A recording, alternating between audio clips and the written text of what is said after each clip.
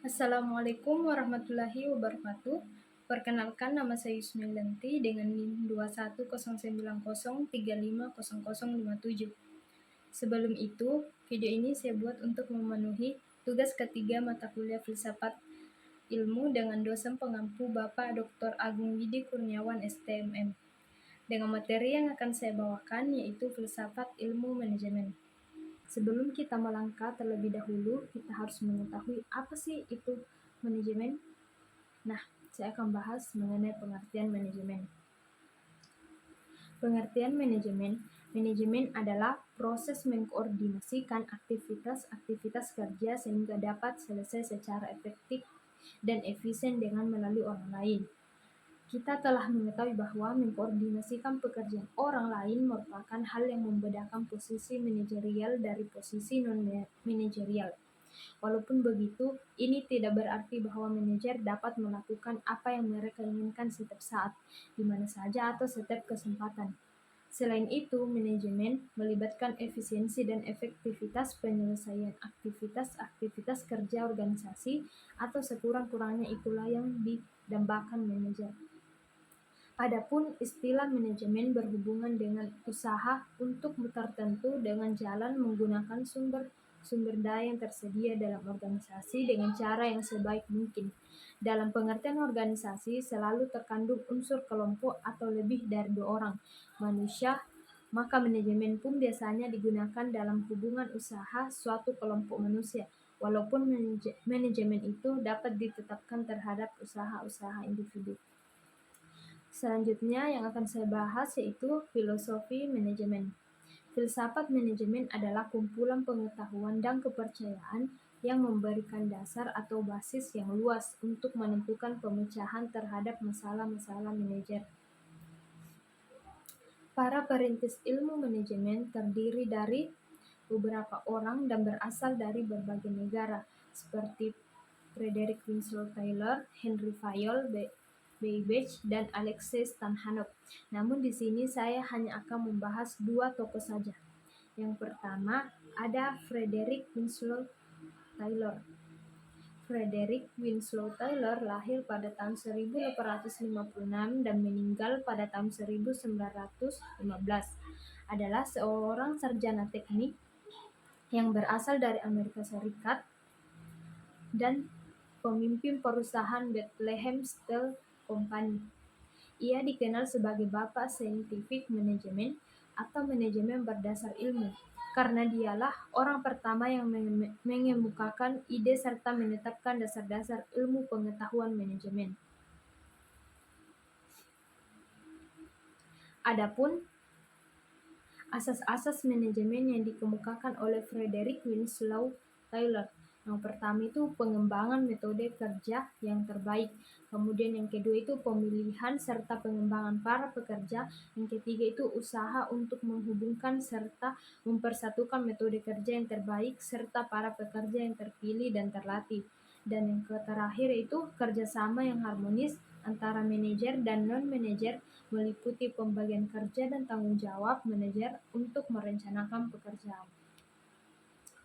Frederick Winslow Taylor telah berhasil mengemukakan beberapa segi baru dalam manajemen, yaitu yang pertama itu metode lama.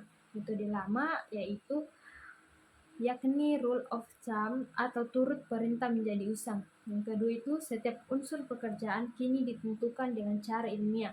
Yang ketiga itu perlu diadakan pelatihan serta seleksi pekerja yang didasarkan pada ilmu pengetahuan.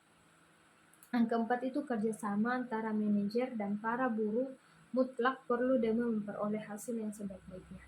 Dan yang terakhir itu pembagian wewenang, tanggung jawab, dan pertanggungjawaban, authority, responsibility, dan accountability antara manajer dan para pekerja yang lebih sepadan mutlak perlu untuk membuat rencana dan organisasi diserahkan kepada manajer. Kemudian tokoh yang kedua yang akan saya bahas yaitu Henry Fayol. Henry Fayol lahir pada tahun 1841 dan meninggal pada tahun 1925, yang berasal dari Prancis dan bekerja pada Coventry Cobalt Company atau perusahaan tambang batubara.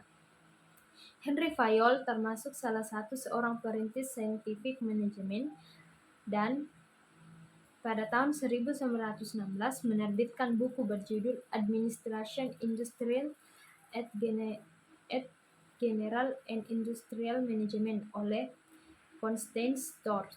Henry Fayol berhasil mengemukakan beberapa asas yang praktis dan sederhana.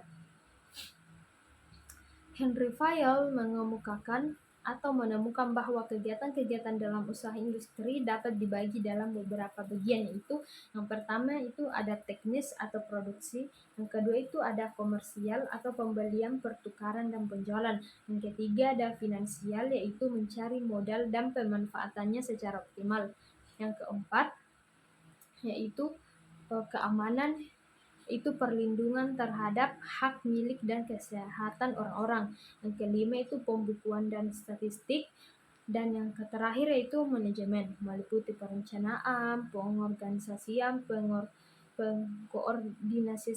pengkoordinasian, pengarahan, dan pengendalian.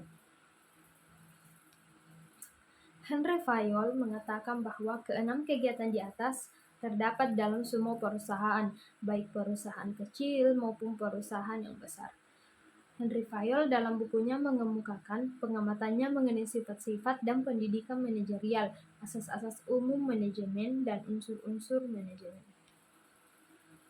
Adapun sejarah manajemen, banyak kesulitan yang terjadi dalam melacak sejarah manajemen. Namun diketahui bahwa ilmu manajemen telah ada sejak ribuan tahun yang lalu. Hal ini dibuktikan dengan adanya piramida di Mesir. Piramida tersebut dibangun oleh lebih dari 100.000 orang selama 20 tahun.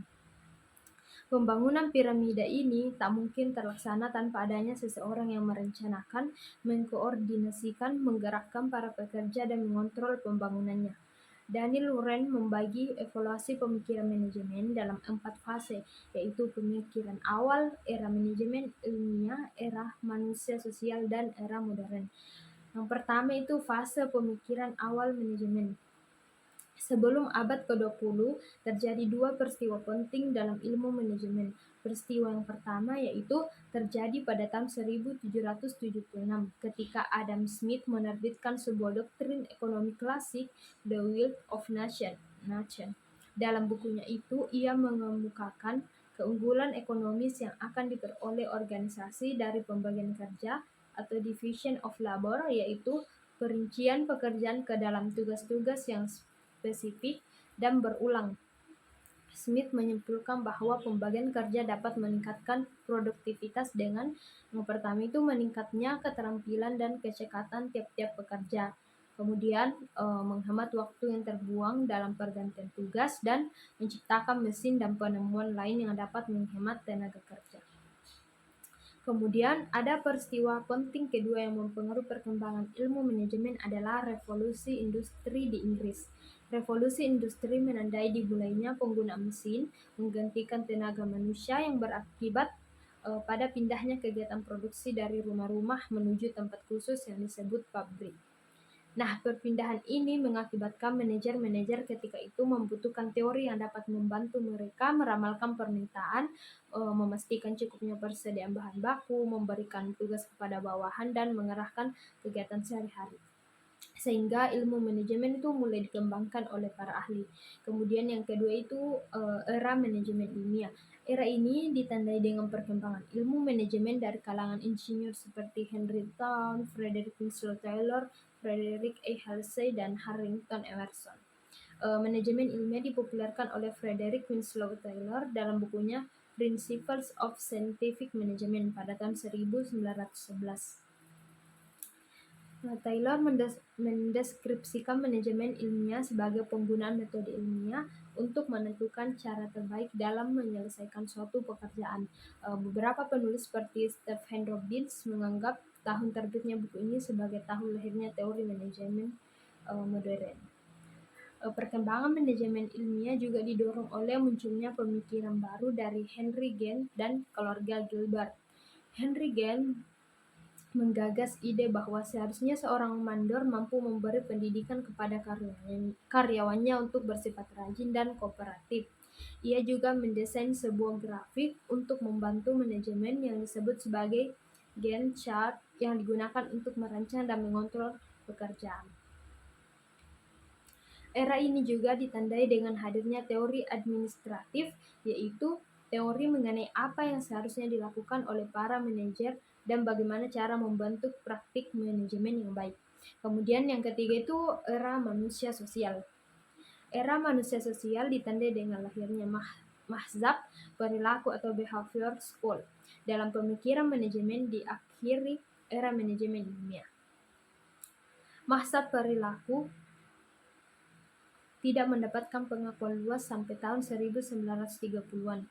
Katalis utama dari kelahiran mahzab perilaku adalah serangkaian studi penelitian yang dikenal sebagai eksperimen Hawthorne.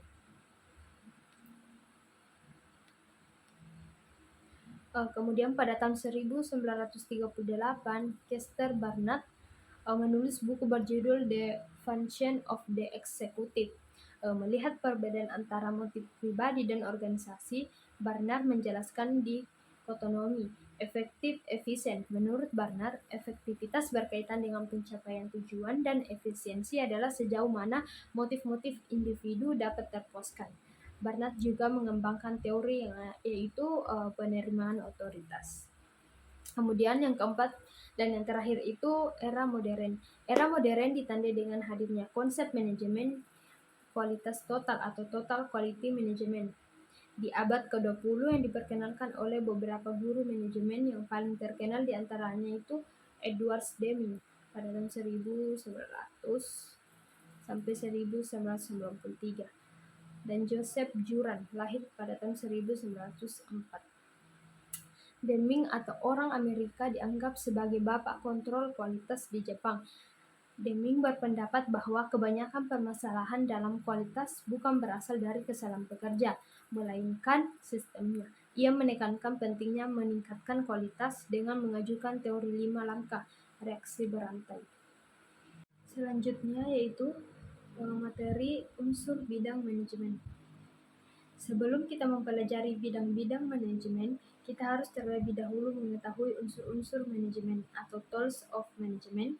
Unsur-unsur manajemen terdiri dari yang pertama itu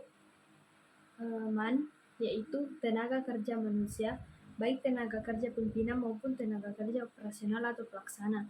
Yang kedua itu money, yaitu uang yang dibutuhkan untuk mencapai tujuan yang diinginkan. Yang ketiga itu ada metode, yaitu cara-cara yang dipergunakan dalam usaha mencapai tujuan. Yang keempat yaitu materials, yaitu bahan-bahan yang diperlukan untuk mencapai tujuan. Yang kelima itu mesin, yaitu mesin atau alat yang diperlukan atau dipergunakan untuk mencapai suatu tujuan. Dan yang keenam itu market, yaitu pasar untuk menjual barang dan jasa yang dihasilkan. Setiap unsur manajemen ini berkembang menjadi bidang manajemen yang mempelajari lebih mendalam peranannya dalam mencapai tujuan yang diinginkan. Bidang-bidang manajemen dikenal atas yang pertama itu manajemen sumber daya manusia atau MSDM. Dalam manajemen sumber daya manusia difokuskan pada unsur manusia pekerja. Manajemen sumber daya manusia adalah ilmu dan seni mengatur hubungan dan peranan tenaga kerja agar lebih efektif dan efisien membantu terwujudnya tujuan. Adapun hal-hal pokok yang dipelajari dalam manajemen sumber daya manusia ini adalah perencanaan, pengorganisasian, pengarahan, pengendalian, pengadaan, pengembangan, kompensasi, pengintegrasian, pemeliharaan, kedisiplinan, dan pemberhentian karyawan. Yang kedua yaitu manajemen permodalan. Dalam manajemen permodalan, pembahasan lebih dititik beratkan yaitu bagaimana menarik modal yang cost of money-nya relatif lebih rendah dan bagaimana memanfaatkan modal atau uang supaya lebih berdaya guna dan berhasil guna untuk mencapai suatu tujuan. Kemudian yang ketiga itu manajemen akuntansi biaya. Dalam manajemen akuntansi biaya adalah bagaimana caranya supaya harga pokok barang atau jasa yang dihasilkan relatif lebih rendah dengan kualitas yang terbaik. Yang keempat itu manajemen produksi. Dalam manajemen produksi ini meliputi masalah penentuan atau penggunaan mesin-mesin, alat-alat, layout, peralatan, dan cara-cara untuk memproduksi barang atau jasa supaya kualitasnya relatif baik. Yang kelima itu manajemen pemasaran. Dalam manajemen pemasaran lebih dititik beratkan tentang cara penjualan barang, jasa, pendistribusian, promosi produksi sehingga konsumen merasa tertarik untuk mengkonsumsinya. Jadi mengatur bagaimana supaya barang dan jasa dapat terjual seoptimal mungkin dan dengan mendapat laba yang wajar. Kemudian materi selanjutnya itu asas manajemen. Asas prinsip merupakan suatu pernyataan fundamental atau kebenaran umum yang dapat dijadikan pedoman pemikiran dan tindakan muncul dari hasil penelitian dan pengalaman. Asas-asas umum manajemen itu General Principle of Management. Menurut Henry Fayol antara lain yaitu yang pertama division of work, yang kedua authority and responsibility, yang ketiga discipline, yang keempat itu unity of command, yang kelima unity of direction, yang keenam itu subordination of individual interest into general interest, yang ketujuh itu remuneration of personnel, yang kedelapan itu centralization, yang kesembilan itu scalar of chain atau hierarchy, yang ke-10 itu order, yang ke-11 equity, yang ke-12 itu initiative, yang ke-13 esprit de corps atau asas kesatuan, dan yang terakhir itu stability of turnover of personnel atau kestabilan jabatan karyawan. Kemudian materi yang terakhir yaitu fungsi manajemen. Menurut Fayol, seorang insinyur berkebangsaan Prancis yang mengembangkan teorinya berdasarkan pengalamannya di perusahaan pertambangan dan metalurgi, ada 4 fungsi yang dilaksanakan oleh manajemen. Pertama itu perencanaan atau planning. Dalam manajemen, perencanaan adalah proses mendefinisikan tujuan organisasi, membuat strategi untuk mencapai tujuan itu, dan mengembangkan rencana aktivitas kerja organisasi. Perencanaan merupakan proses terpenting dari semua fungsi manajemen karena tanpa perencanaan fungsi-fungsi lain seperti pengorganisasian, pengarahan, dan pengontrolan tak dapat berjalan. Kemudian yang kedua itu pengorganisasian atau organizing, yaitu proses yang menyangkut bagaimana strategi dan taktik yang telah dirumuskan dalam perencanaan didesain dalam sebuah struktur organisasi yang tepat dan tangguh, sistem dan lingkungan organisasi yang kondusif, dan dapat memastikan bahwa semua pihak dalam organisasi dapat bekerja secara efektif dan efisien guna pencapaian tujuan organisasi. Kemudian yang ketiga itu pengarahan atau directing, proses implementasi program agar dapat dijalankan oleh seluruh pihak dalam organisasi, serta proses memotivasi agar semua pihak tersebut dapat menjalankan tanggung jawabnya dengan penuh kesadaran dan produktivitas yang tinggi. Kemudian yang terakhir yaitu pengawasan atau controlling.